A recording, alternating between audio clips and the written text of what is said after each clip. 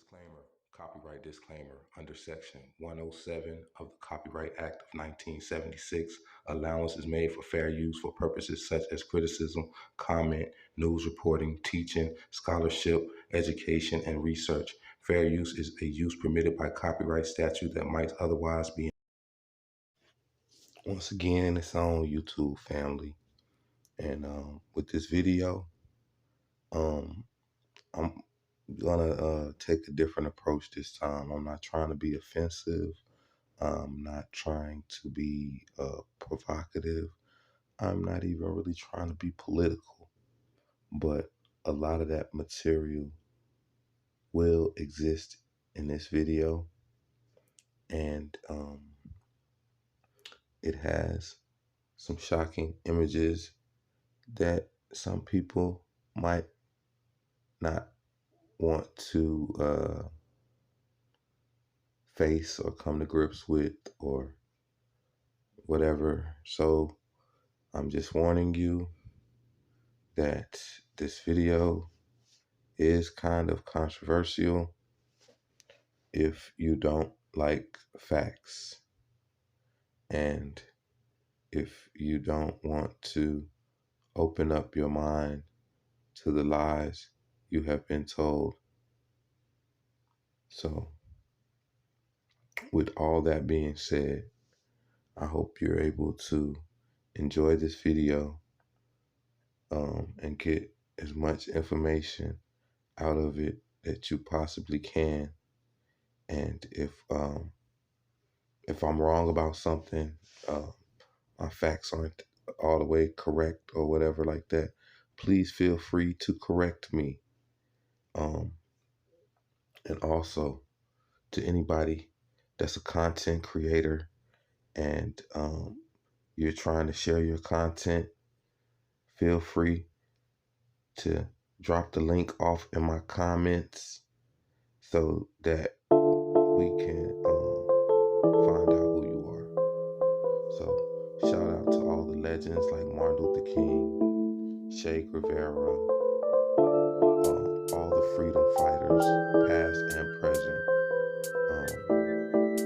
There's so many to name. So I would like to thank you guys, all the ancestors. Before I begin this video, that's the only right thing to do when you're dealing with these type of issues. So once again, and also to the youth leaders like King Calloway, Omar Johnson, Tariq Nasheed, Mr. Claude Anderson, and all those individuals.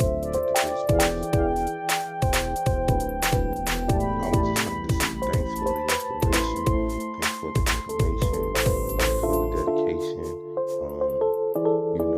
of truth seeking and just having a heart and a mind for your people, and once again, thank YouTube especially for allowing a lot of people to have a voice and to be able to receive information on a daily basis sometimes. So thanks again, YouTube, for allowing this platform to have freedom of speech and for people like myself to have a voice. So yeah, thanks again, YouTube. And shout out Pirate Life TV.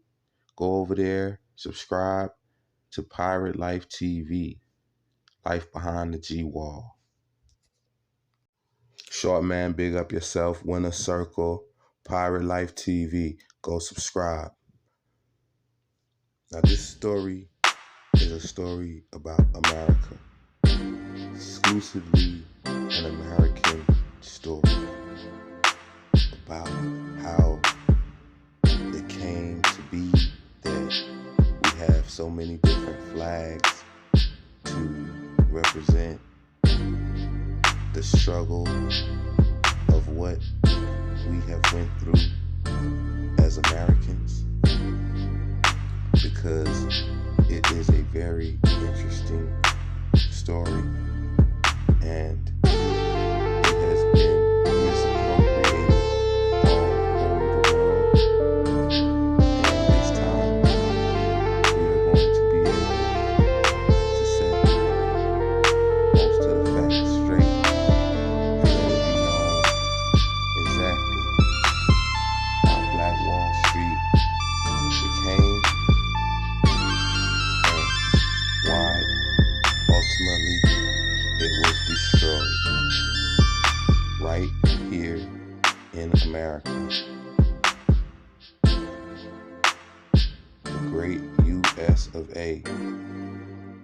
And we're trying to figure out now how to once again make America great again. Because at one point in time, America was great. I'm here to point out how this story that we have been told of so-called slavery is a bold-faced lie, and it didn't go down nowhere near the way they tried to portray. Was there slavery? Yeah, to a point, but a lot of it was based off of sharecropping, and a lot of it was from bully tactics of just straight blatant racism that was able to steal a lot of land from indigenous black people here in America. So we're going to get into that story right now and let you know the untold story of Black Wall Street. We're going to use, for the sake of a better term, the white man timeline to document everything to either prove or disprove exactly what I'm saying. So they're saying in 1619, the first African slaves came to America, right? So at that time, weren't they greeted by the Native Americans who were supposed to be able to teach them agriculture and all these things?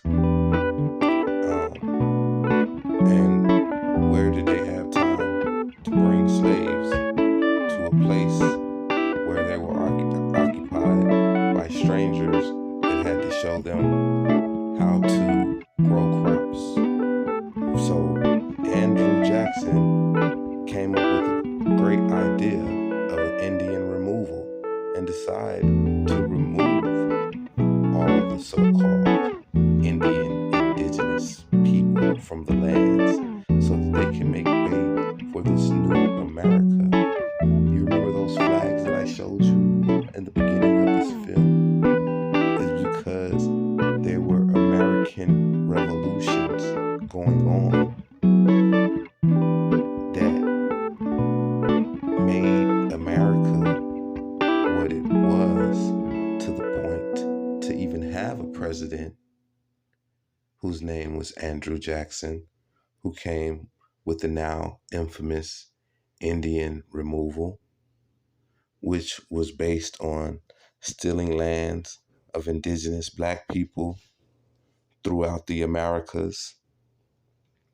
And they not only did it by force, they also used and manipulated politics, treaties, did it in our own benevolent, kind-hearted ways, because in every American battle that has ever been fought on this land, a black man has been involved. And they'll try to tell you that Crispus Attucks was an American slave, but it really doesn't make sense. And I'm going to show you as this video goes on, because we know that the invention of the camera has been around since 1021. So by the 1770s, we would at least have better pictures of our presidents, like how I showed you Andrew Jackson. So as we tell this story, keep in mind the timeline of the inventions of cameras, because that is a very important aspect of the story of America. Because as we know, here in America, history is very well documented through film. So there's no way in the world, if there was any way possible, that they would not have footage of The Trail of Tears, for instance, right? Um, it happened in the 1800s. By that time, America had cameras available in America, but there are no actual film or video footage of the Trail of Tears ever occurring.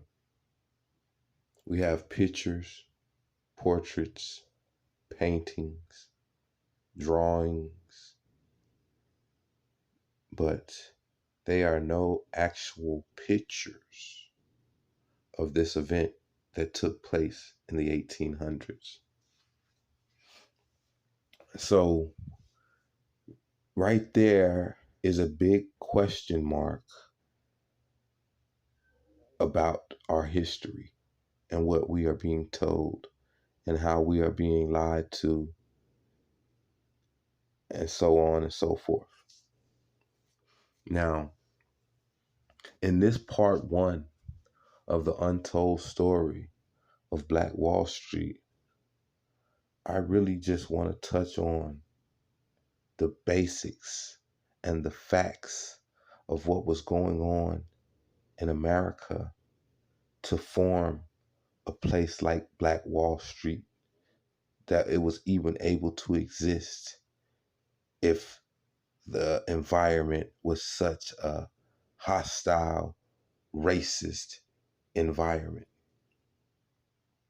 So they would have us to believe that the red-faced Indian was basically displaced, um, what do you call it? Genocide, um, and all those other type of things were supposed to happen on this journey of a trail of tears. We have markers all throughout the United States that document these events, but we don't have any pictures. And I challenge you, people, if you can pull up any pictures of the Trail of Tears, or you have any pictures from the Library of Congress or whatever, please send them to me. Um, put them in the comments. Um, just show me that journey that these so-called Indians, who I really think are Mexicans, they just, used Mexicans to basically whitewash the whole Indian thing. Um, but I'll get into that a little later. So, like I said, we have drawings of this so-called Trail of Tears journey. Um, and the drawings show Mexicans peacefully walking, and on this particular picture, they have what looks like a black man, but I don't see any chains around him. I don't see any guard, you know, holding him captive, and he's carrying a heavy sack. So you would want me to believe that he is a slave for an Indian who has to move on a trail of tears, right? So let's just go with the story and say, yeah, you had black slaves while you were captives yourself, going on a journey that you did not know anything about and where you were going, right? But I'm supposed to believe that, right? And all we have from that time is drawings, drawings, and more drawings of dressed up Mexicans and so-called soldiers that were leading them on the way to the new lands of uncertainty, right? So that's the story that we're told. That's how everything happened. And that's just it. Blacks, all we did was be slaves and pick cotton, and we don't know nothing. We're 3/4 of a human, and all this crazy stuff. But where did it come from? You got to ask yourself, where did these conversations come from? It had to come from propaganda because, like I showed you, by these time we have cameras.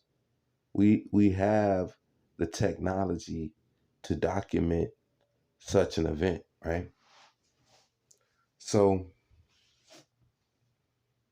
once again, we're asking ourselves, how can you move a mass of people on horseback and buggy through badlands of America from the east of the United States to Oklahoma specifically, right?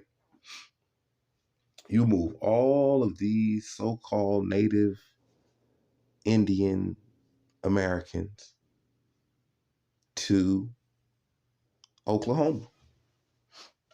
I'm going to get to the story of Black Wall Street, but just follow me a little bit. You know, we got the history of the camera. Once again, um, it goes all the way back to the 1814s. You know what I'm saying?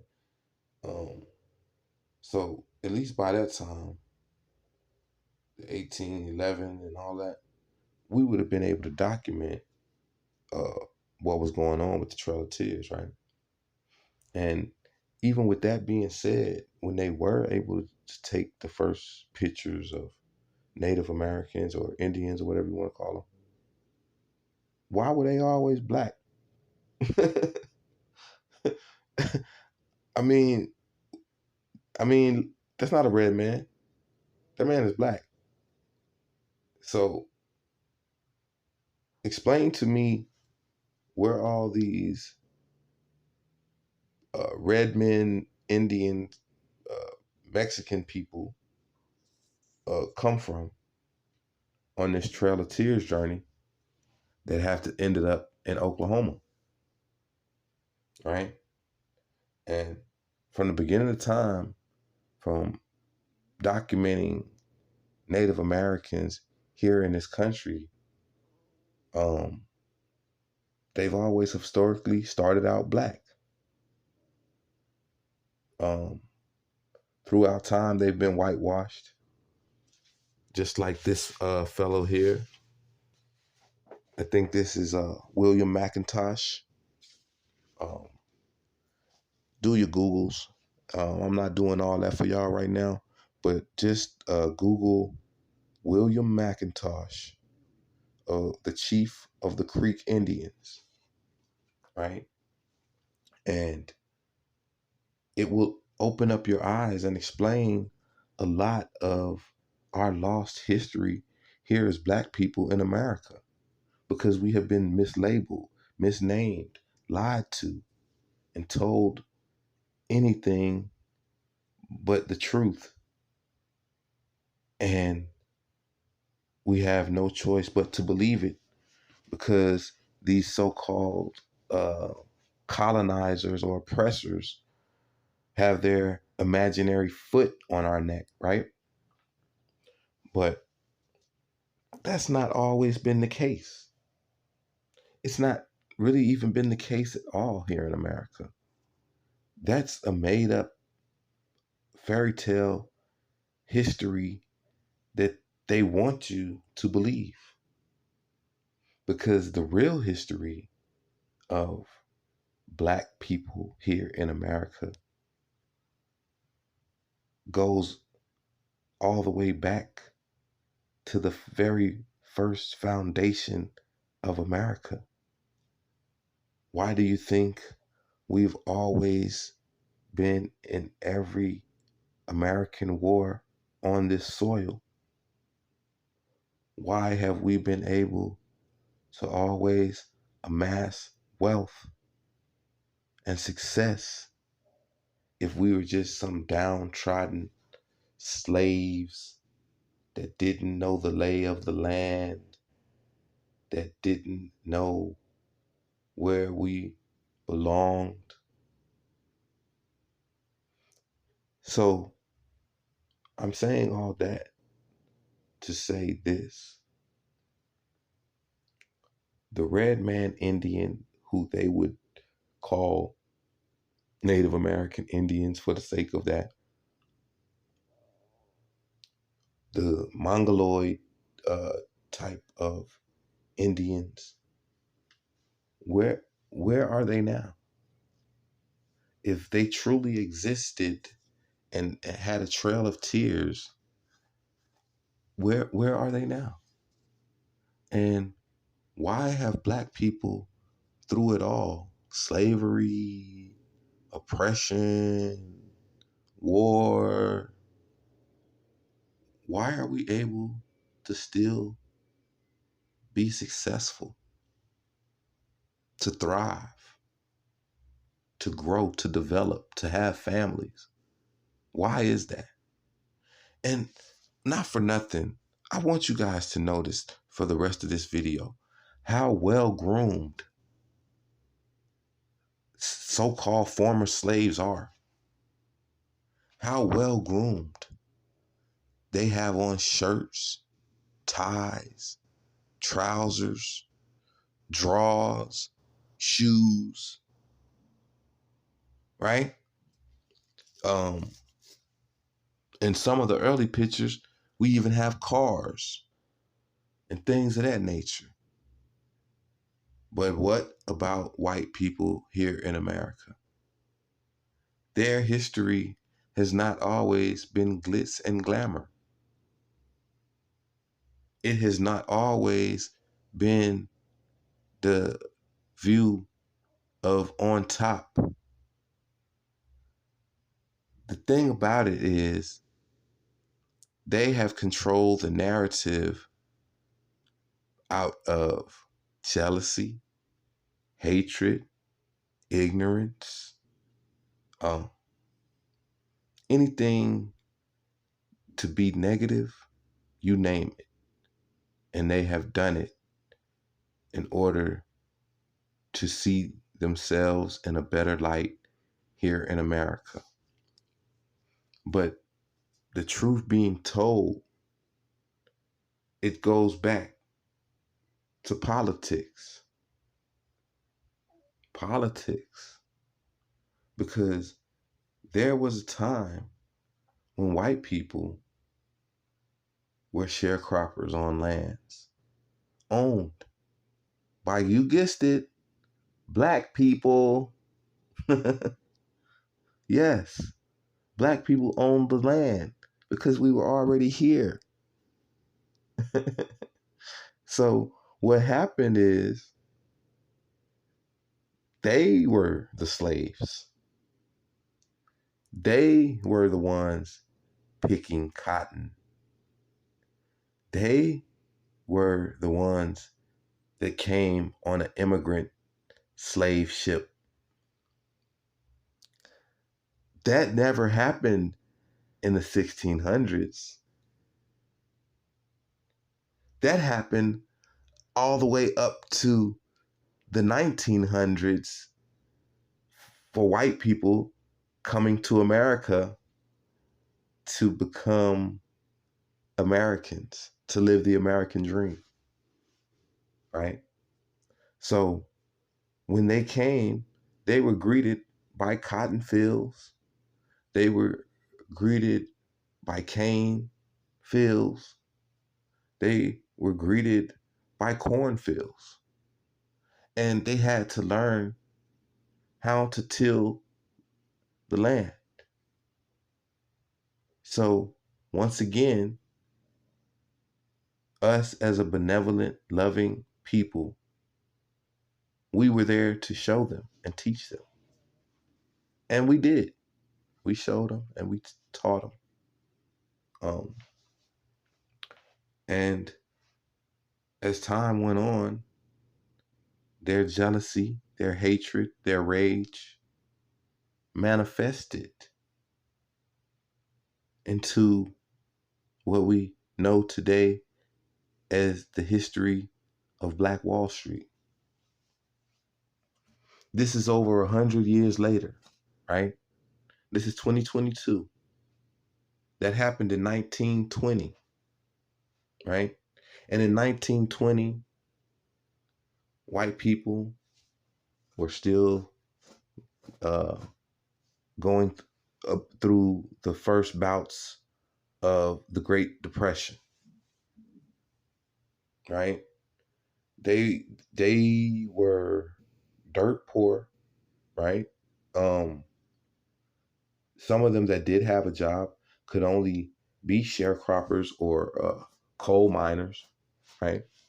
So they build up a lot of hatred and animosity through through that um, through that struggle, and we cared for them and carried them through that. We took care of their children when they couldn't take care of them themselves. We made sure that basically the economy stayed afloat because we've always had businesses. Um, we've always had property, land. We've always dressed nice. We've always had the finest in material things, most notably cars, instead of being on a horseback or whatever like that. Um, why did you think okay? Why would you think that the KKK, the Ku Klux Klan, were riding around on horseback? And at the time that the Ku Klux Klan was formed, cars were readily available. The reason why the Ku Klux Klan was on horseback is because they didn't have money. They were poor white trash at the time. When you see black people on horseback, they're on their own land picking cotton. This man is not a slave. This man is not a slave. I'll say that once again. This man is not a slave. So when they tell you those lies about, oh, black people, all you were is slaves in America and you just slaved in this country, and oh, well, you white people, you were even worse than that. You were definitely worse than that. But like I said, us as black people are so loving and so benevolent. We never treated you differently. We invited you to our lands with open arms. We treated you as family. This is the first picture of so-called slavery in America. Does that look like an African woman on the auction block? And the one that's down there by her foot, she looks like a straight up black woman with a headdress on, but she's not on the auction block. So tell me about slavery here in America, because I really want to know. Um, like I said, look at how these people are dressed.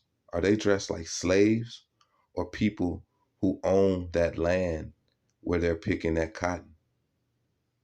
Do these people look like they have whelps on their back from somebody whipping them? Is there a white man on a horse in the background?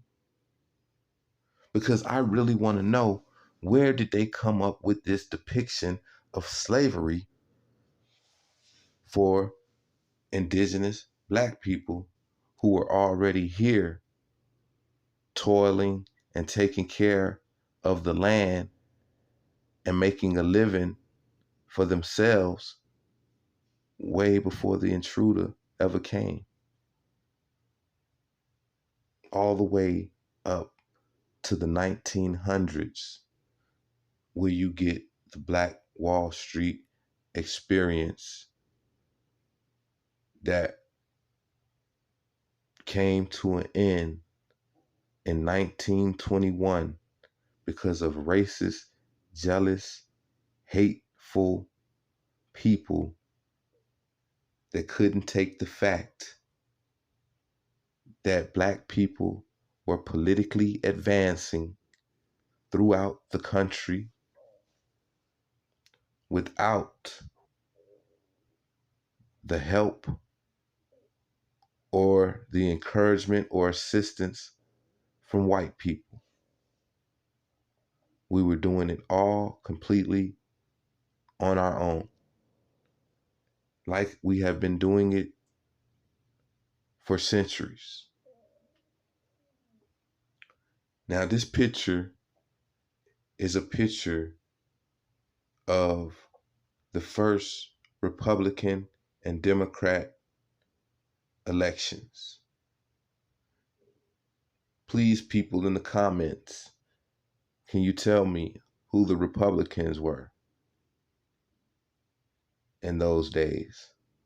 Because a lot of confusion and misnomers and lies have taken place throughout the years, just like in these days where they would have propaganda. Propaganda techniques is the hidden ingredient to what makes America America. Because who controls the media controls the world. And that's exactly what these people have been able to do, and change the narrative and put a negative spin on black people from the beginning to now. Thanks for joining me in part one. And in part two, I will break things down even more in depth. So you can like, share, and subscribe to my channel to get more content like this. And once again, peace and love.